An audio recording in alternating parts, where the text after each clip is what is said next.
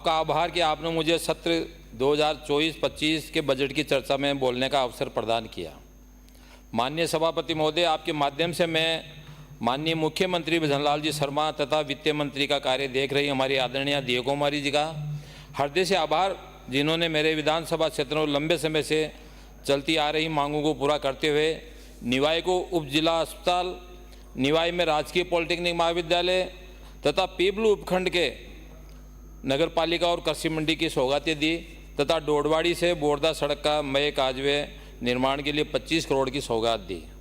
विकसित भारत राजस्थान 2047 की अवधारणा पे सार्वजनिक हिताय आधारित समावेशी विकास के लक्ष्य को लेकर बनाया गया ये बजट समाज के हर तबके के लिए मील का पत्थर साबित होगा, जिसने विगत वर्षों की कागजी घोषणाओं से त्रस्त होकर हमें सरकार बनाने का अवसर प्रदान किया।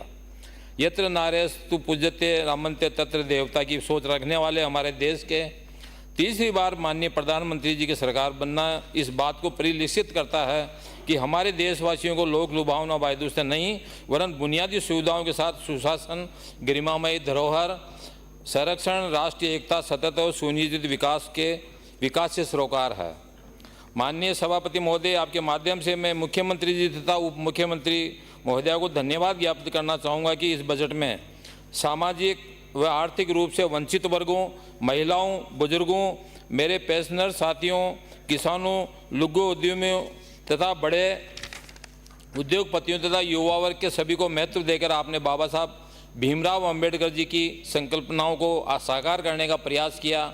माननीय प्रधानमंत्री जी के लोकल फॉर वोकल के लिए दी गई पहल के क्रम में संपूर्ण राजस्थान के सभी जिलों के लिए स्थानीय व्यापार को बढ़ावा देने की मंशा से एक जिला एक उत्पाद पॉलिसी की घोषणा कर आपने सभी प्रदेशवासियों का मान बढ़ाया।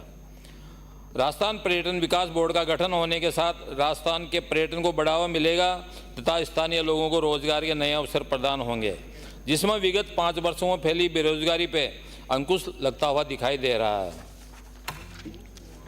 माननीय सभापति महोदय, विगत 5 वर्षों में जिसने संस्कृत शिक्षा को हाशिए पर रखा गया, उस संस्कृत शिक्षा के महाविद्यालयों के भवन निर्माण तथा अन्य कार्यों की घोषणा कर आपने देववाणी संस्कृत शिक्षा का मान बढ़ाया, जिसके लिए सरकार का हृदय से आभार।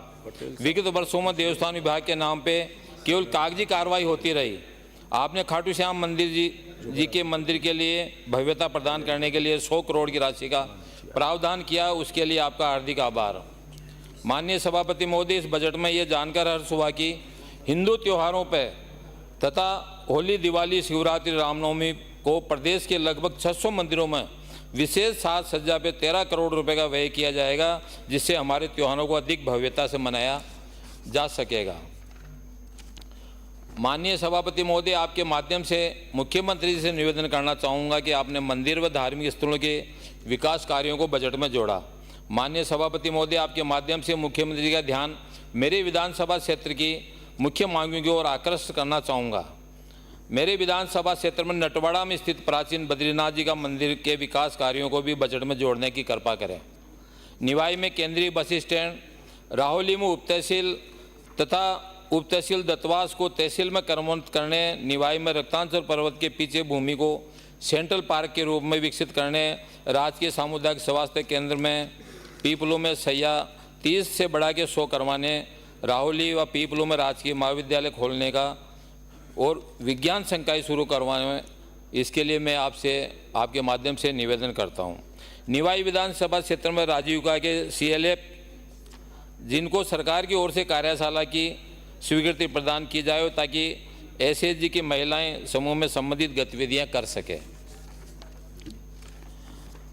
माननीय सभापति महोदय, मैं आपके माध्यम से मुख्यमंत्री जी तथा उप मुख्यमंत्री महोदया से निवेदन करना चाहूँगा कि उन मांगों पर सहानुभूति पूर्वक विचार कर बजट जुड़वाने की कृपा कराएं।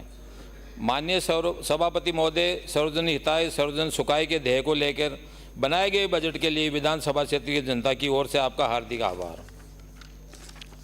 माननीय सभापति महोदय, आपके माध्यम से विपक्ष में बैठे मेरे साथियों से आग्रह करना चाहूँगा कि एक बार राष्ट्रवाद की इदम राष्ट्राय न मम की भावना को सोचना प्रारंभ करो। आपको इस बजट में असली मायने समझ में आ जाएंगे। वंदे मातरम, सर्वजन हिताय सर्वजन सुखाय, आपणो अग्रणी राजस्थान।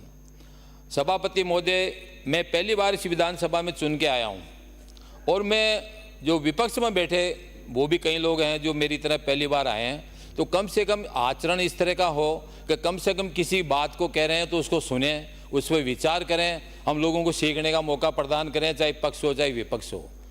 मैंने ये देखा है पिछले कई दिनों से कि केवल विपक्ष में बैठे लोग या तो नारे लगाने में माहिर हैं या फिर विधानसभा को घेरने में माहिर है। इधर से डोटासरा जी एक कंधा यूँ करते हैं, सारे उठ के आगे आ जाते हैं, या हमारे विपक्ष के प्रतिपक्ष नेता जो हैं टीकाराम जूली जी, वो कहते हैं आ जाते हैं, लेकिन किसी बात को गंभीरता से नहीं लेते हैं। तो हम लोग क्या सीखेंगे?